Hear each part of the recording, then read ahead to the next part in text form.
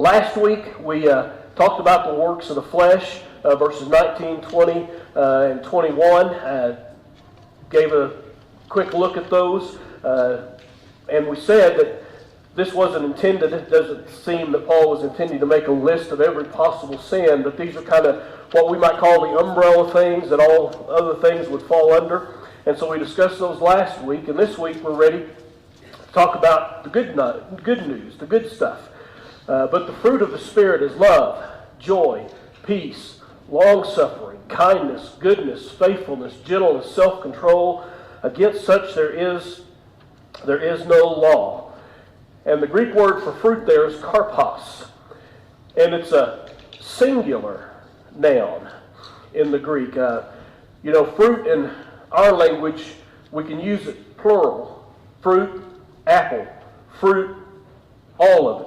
Each are fruit and vegetables, which can be, in a sense, a plurality of things. In the Greek, it's very specific. It would have been karpos or karpon if it was plural, and it's karpos singular. And so it says, but the fruit of the Spirit. Is that significant that it says the fruit of the Spirit? And if so, why? John? Well, if it's singular, then that implies that it's a particular thing versus another. Okay, a particular. Could he be saying that the fruit of the Spirit is all these things together?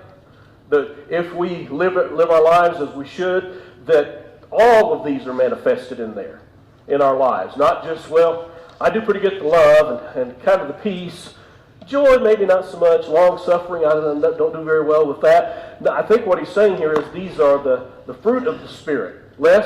I think one of the best ways to look at it is look at it as a bunch of grapes hanging on the back. Okay. That whole bundle is fruit, and then there's individual pieces of that fruit within that cluster. Okay, that's a good illustration of a cluster of grapes. The individual grape is a fruit.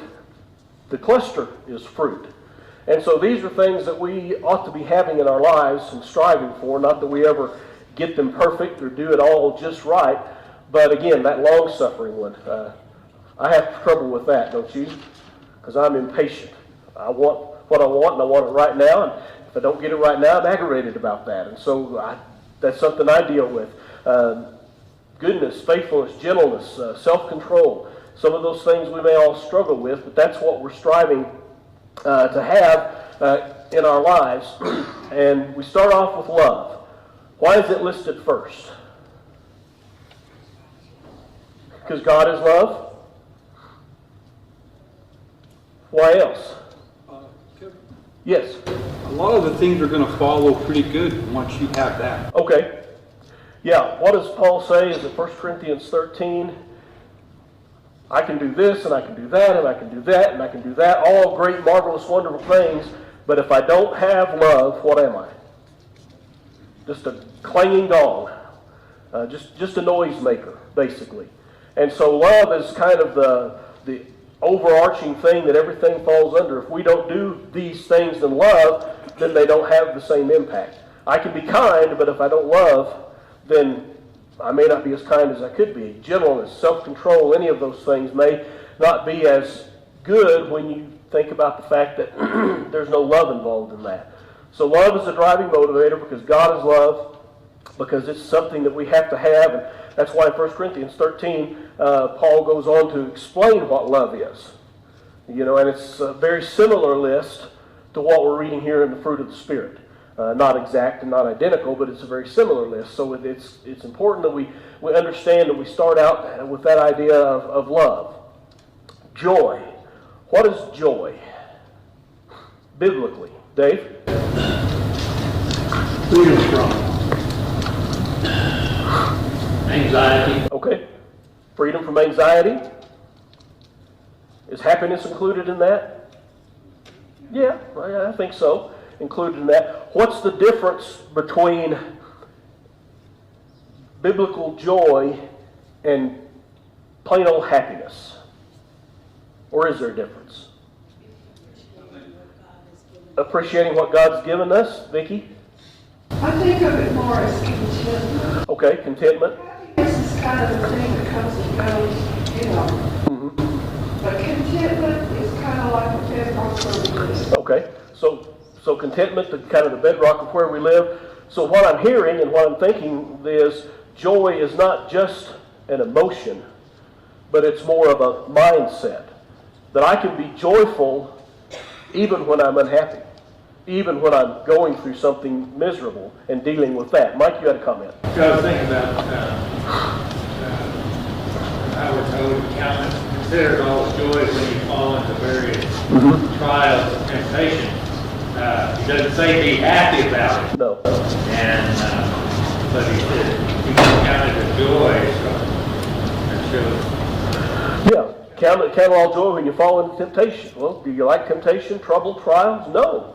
We're not happy about that, and we don't feel good about that. But we can still have a joyful attitude in the sense that if we're suffering with those because of our faith, we ought to be joyful that we have that opportunity. John? Can you be a solid, faithful Christian and not be happy? Okay. Can you be a solid, faithful Christian and not be happy?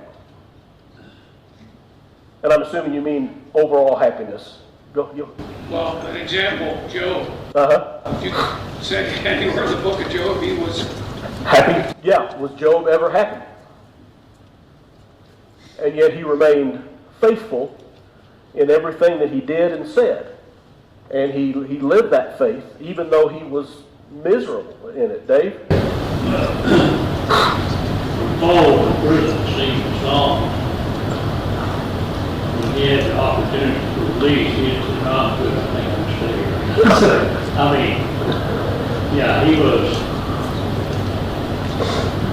spiritual. He knew God was watching over him, but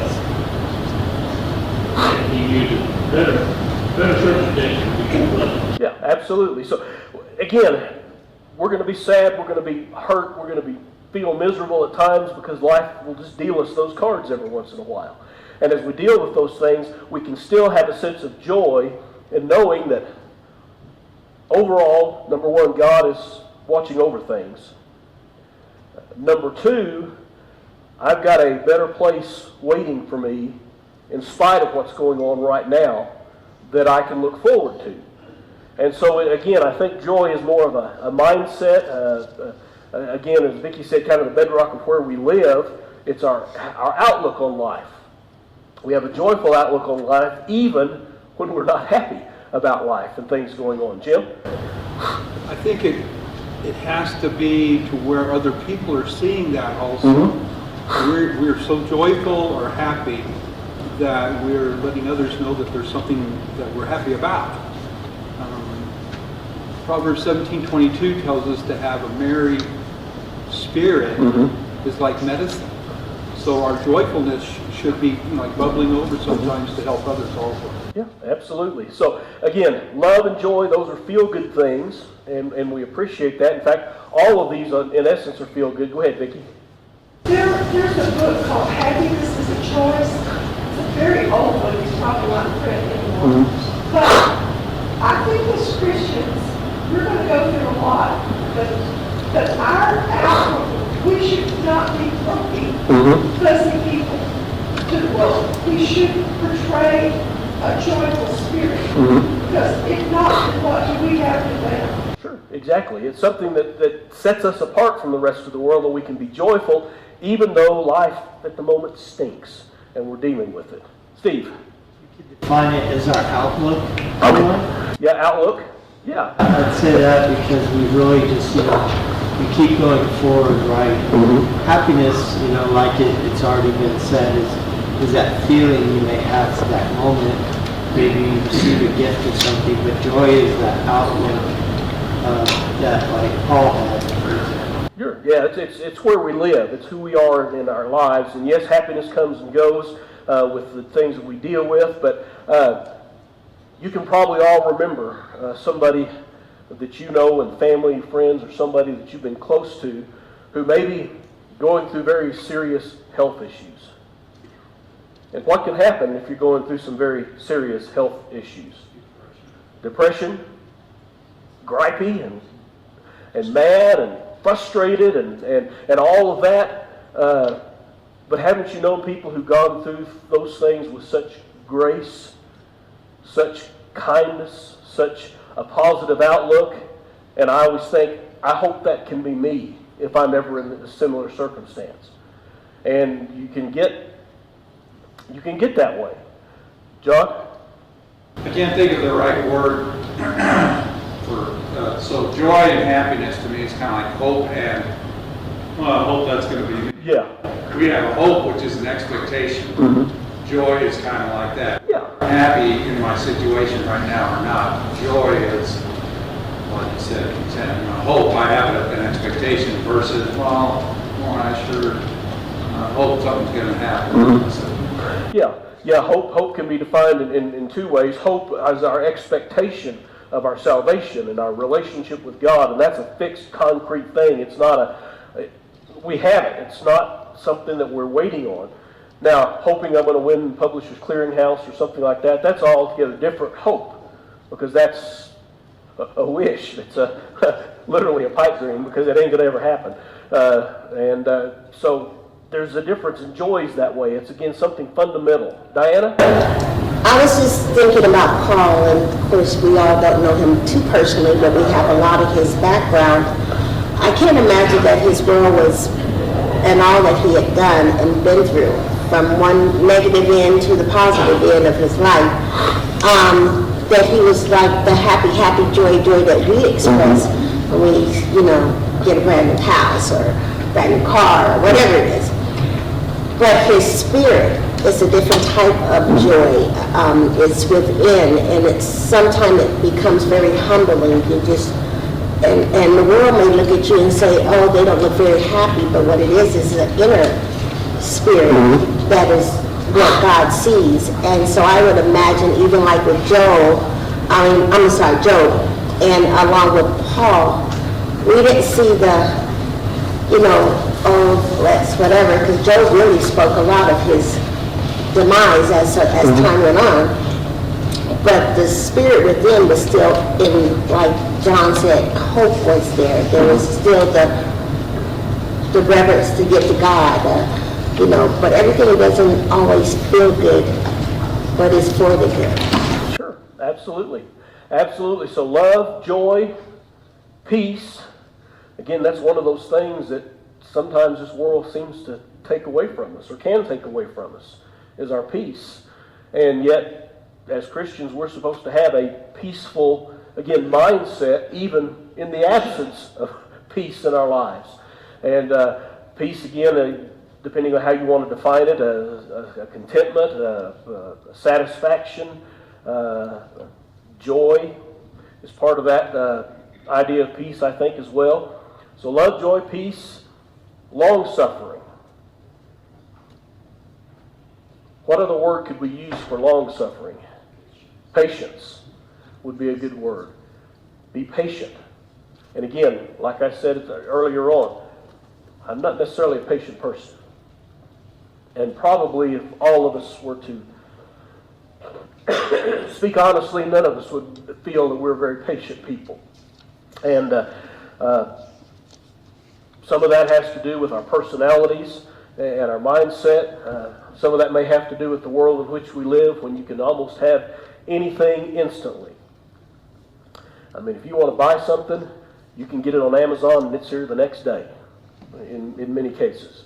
You have instant access on your phone to whatever you're looking for, information or whatever. So it's, again, long-suffering means being patient, being willing to put up with whatever time interval I've got to deal with and whatever it is I'm dealing with, without losing my faith, without losing my love, my joy, my peace, and all of those things that we're talking about. John? I've got a dictionary definition here. Patience is the capacity to accept or tolerate delay. And that's really kind of what you're talking about, to tolerate delay. And it also says to suffer without getting angry. Okay, suffer without getting angry. That's good, because sometimes in our impatience we are angry that something isn't happening the way we want to. And again, take a health issue that takes weeks, months, years, or maybe never get over it. and have it for your rest of your life, that can be a troubling thing to have to deal with, and that can test our long suffering and test our peace and test our joy in dealing with those particular things. Kindness. Go ahead, Les. I'm not sure patience is the right Okay. scale to use here. It's enduring patience. I'm thinking of the passage in Peter where Peter says God is long-suffering, not wanting anyone to be lost. Patience, I think, we're dealing with a specific incident, Okay. a specific event, and we want patience to get through that. This is longer than that. It Okay. goes over more than just a single incident. Okay, Les makes the point, if you couldn't hear him, that maybe patience isn't the best synonym for this, because patience can have it's a fixed thing that's going on that you're patient with, whereas long-suffering transcends individual events and happenings and things of that. So maybe that's a good way to look at it. Other thoughts, comments? Kindness, goodness. Let's just go ahead and put them all up here so we can chat about them just a little bit. Kindness and goodness. Those are broad terms. And especially that term goodness. I think that's a really broad term that encompasses a whole lot of things in our life. So kindness, goodness, broad terms and how we act. And you've all been around people who are kind, haven't you? And you kind of notice that. It's just how they talk to you, how they interact with you, how they do what it is they do in the course of the day. And you're around people who are unkind. And you just can tell it, that that's not a kind person. John? Two of those being so similar begs the question in my mind, if you can you be kind without being good? Okay. I think you can do kind things for people, and you know, maybe it goes back to your attitude behind, you know, do you have love? Yeah. I can do kind acts all day long, and I might still really dislike the person I'm doing kind things for. It's just a duty or something like that. Okay. So again, that overarching thing of love, if we're kind but don't love, then are we really doing the right thing? If we're good, do good things, but don't love, it's not motivated out of love, is it really what God wants it to be? Steve? I'm just going to make the observation too. I don't think friendliness is kindness. Okay. Here's why. It's because people who can be friendly to one another can be pretty horrible people to a lot of other people, you know? Like some of the most ruthless people are friendly to their fellow, you know, cohorts. But kindness really talks a lot about the heart and the love and the motivation, in my opinion, behind it. Yeah, it's like we talk about our actions here when we come to worship. Aren't we on our best behavior here? At least we try to be. And yet maybe my attitude is I'm here because I've got to be here, and boy, when's this sermon class going to be over, and I can't wait to get home because the Super Bowl's on this afternoon. And our attitude behind that may not be an attitude of kindness, even though I'm doing something that's kind. And so a lot of these in my mind seems to have, this is more of an attitude that we've got in our hearts that prompt, we're created in Christ Jesus for good works. The mindset prompts our good works. We don't do it just because we feel the duty and obligation. Dave, and then was there another hand? Then John. Kindness is a matter of perception of people. It's interesting that kindness is coming after patience. You know, can you be impatient and be kind? Okay. All right. Good point. Can you be impatient and be kind? Well, that's so. John, you got a comment. All those things aren't wasted, even though if it is, it's good for somebody, whoever the recipient is. So good things can still happen. Sure. But it makes me think about, you know, what does it profit a man so if I do all those kind things or friendly things or whatever, somebody profits from it. But if I don't have love, then I've done those things that it does you. So your action has benefited that person, but hasn't benefited you because it didn't have the right attitude. Dave? Well, Jesus said, look at it. Now, I'm on you. If a person is truly an enemy, I think Jesus is saying, be kind to your enemy, but you still be careful. Okay. What, you know, keep an eye on it. There's other passages that talk about don't trust an enemy, you know, don't turn your back on the enemy, especially in Proverbs and Psalms. So I think it's possible you can be kind to someone even though better watch it. You may not like it, but you can be kind. Yeah. And again, it comes out of that mindset that I'm going to be kind to anybody and everybody, no matter how I feel about them.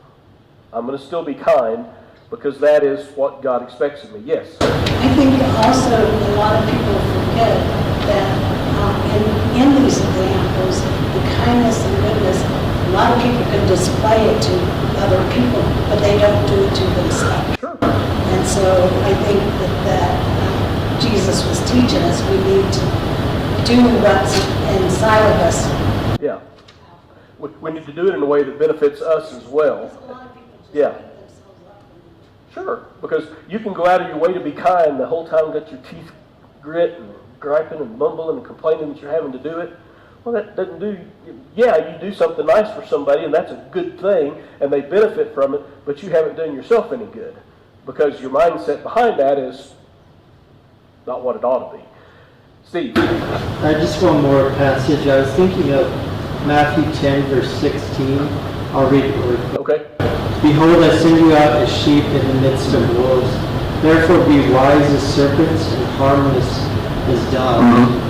You know, so I think there's a matter of cautionary, tale. Be careful, just as Dave was talking about. Yeah. So, again, go ahead, Dave. I just want to say, too, that I think all of us,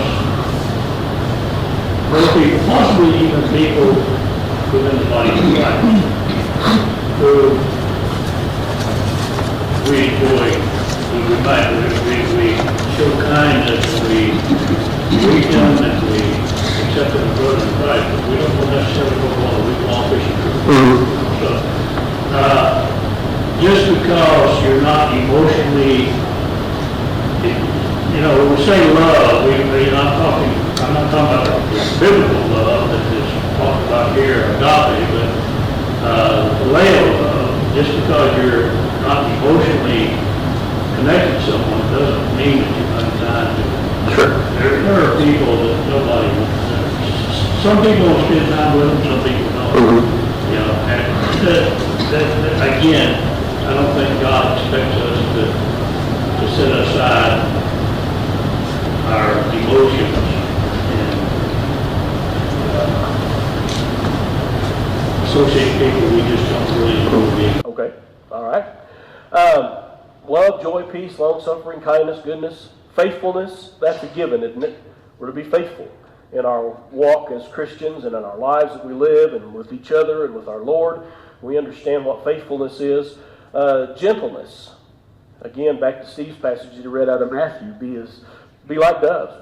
Be gentle and kind and all of those things that we should be in our lives. And people who are harsh, they're just harsh. Their attitude and mindset and the way they talk and the way they treat each other is just in harshness. We're to be gentleness. And then, of course, that bottom one, self-control. What does that mean?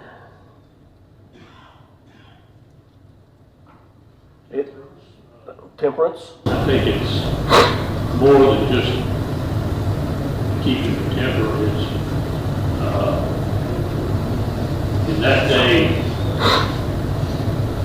wine was a common thing. In the first century, nobody drank hardly any water because it was contaminated. You're sick of drinking water, so they drank wine.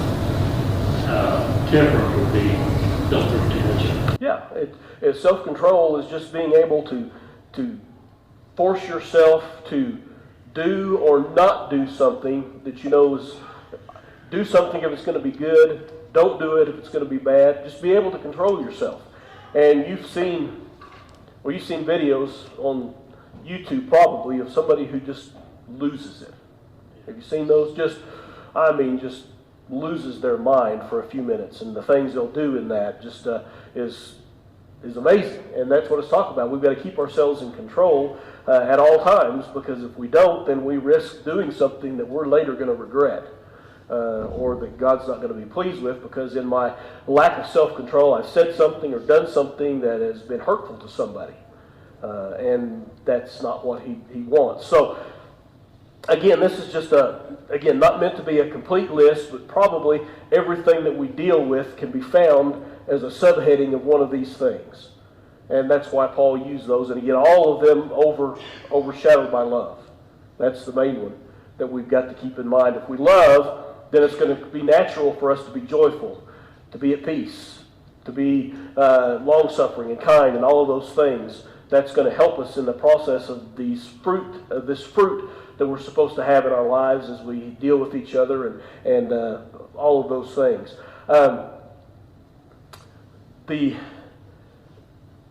Just give you an example from my life this week. Kelly was driving home. What was it? You got hit with that rock. Anyway, middle of last week, hit a rock hit the windshield. Didn't think anything of it because it didn't crack or didn't anything until the next morning. Got up and there was a crack going across the windshield. Fortunately, we bought window replacement insurance when we bought the car. And so I called up the company and said, gave them the information and the number, and they said, we don't have you listed. Okay, well, I'm looking at the paperwork right here. So I'm sorry, we evidently the previous owner had it. We've got the vehicle with the previous owner, but we don't have it with you. So I get on the phone and call the dealership, leave a voicemail message. They never call me back. Call the next day and finally get a hold of a live human being and tell her the situation. And she was very nice. She said, yeah, it's right here. She said, let me figure out what happened and I'll call you back. So she did. It was the dealership's fault. They had never registered our warranty with the company. And she said, just hang on the phone. I'll get the window people on the phone with you and we'll get this done right now. And so they did. And tomorrow at 11:30, I've got to take it in and get the windshield replaced. Now, how many times have you been in a situation where it didn't work out that way? What they said, sorry, tough luck for you. And isn't that a time when exercising self-control is hard to do because you're angry? And you have a right to be angry because you're being cheated. And yet, maybe there's nothing you can do about it. And Kevin's got to really count to 10 before I say anything, because I know if I don't, what's going to come out of my mouth is not going to be very Christian. And so it's to me, all of these things, it's a constant thought process. I'm constantly thinking about how should I act in this situation? How should I respond in this situation? And if I'm constantly reminding myself of that, it makes it easier when I do fall into a situation where it's not working out like I wanted it to. And I am angry and I am frustrated, but yet I can still maintain my cool, if you will, in dealing with something or someone in that circumstance. John? Again, going back to the dictionary definition, wants, emotions and desires. Emotions is what you were just describing, but desires can be some long-term issue in your life. I want to be wealthy or something like that, and you do things that are not maybe morally good in order to obtain that wealth. So self-control can be a flash, a spur of the moment, but it can also be something that takes place across our Christian life. Sure, long-term thing as well. Kelly? This is silly, but we watched Chosen, and they portrayed Jesus as smiling and laughing and everything. I think it was good for me, because I would thought that maybe he'd be serious and stern. And I think if you had all that, he would be always serious and stern and, I'm not smiling and laughing with people. That was a good thing for me to see, that they were portraying Jesus as... As actually happy, yeah. How many of you have the picture of Jesus as being a little stern? A little no nonsense. I mean, at times, woe to you, scribes and Pharisees, hypocrites. Yeah, he was stern at that. He was stern when he cleared out the money changers from the temple.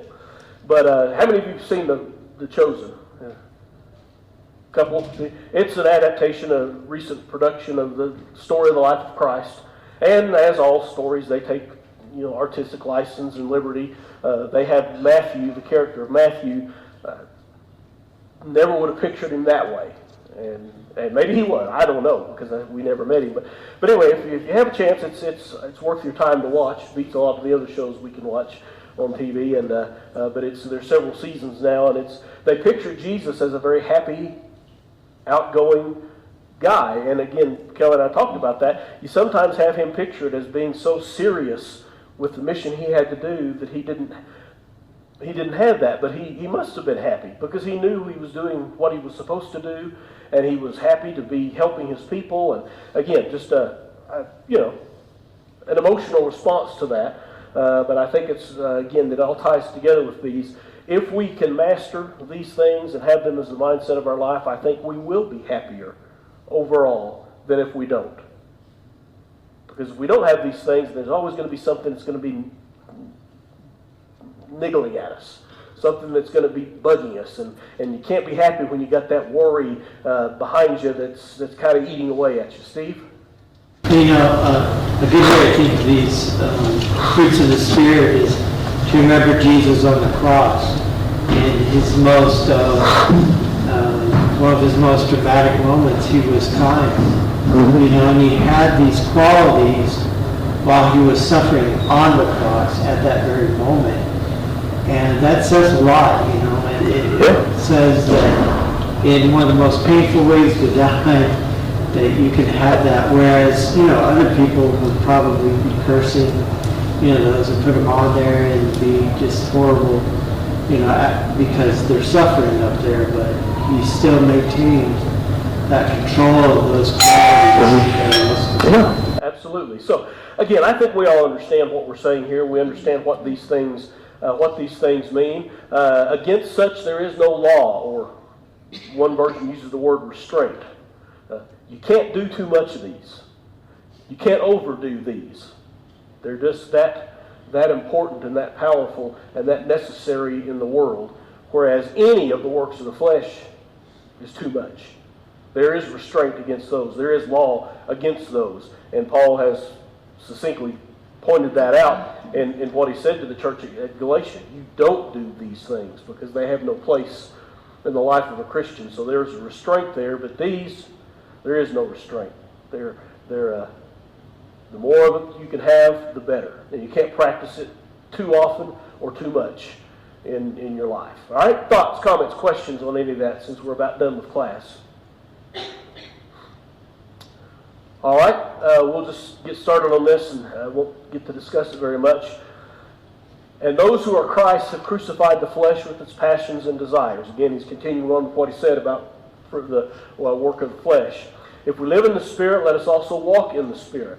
Let us not become conceited, provoking one another, envying one another. And again, now they have crucified the flesh with its passions and desires. It says, we have crucified the flesh with its passions and desires. It's not something that was done for us, like Jesus' crucifixion saved us from our sins, but it's something we do to our passions and desires. We literally nailed them to a cross so they can't be a part of our lives anymore, in that sense, in that essence. And if we're going to live in the Spirit, we've got to walk in the Spirit. It's one thing to be in the Spirit and say I'm in the Spirit, but it's another thing in how we act. Love or faith without works is what? Dead. And I think maybe that's what he's trying to say here. And then verse 26, let's don't become conceited, provoking one another, envying one another. Can I be conceited in my kindness? Look how kind I am. Look how nice I have been to you. What? I'm kinder than you. Yeah, I'm better than you.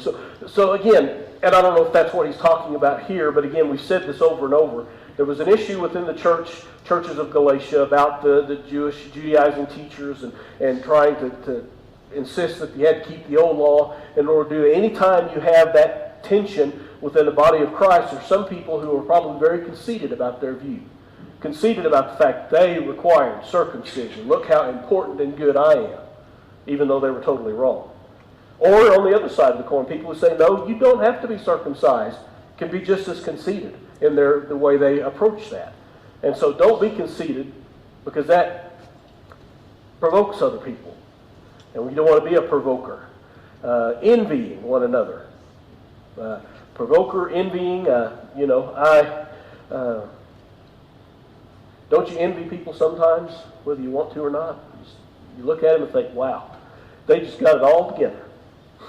And it's amazing that they have what they have. And yet, not knowing anything about them, it may be that I'm envying somebody who is miserable, even though it appears that they're okay. Les?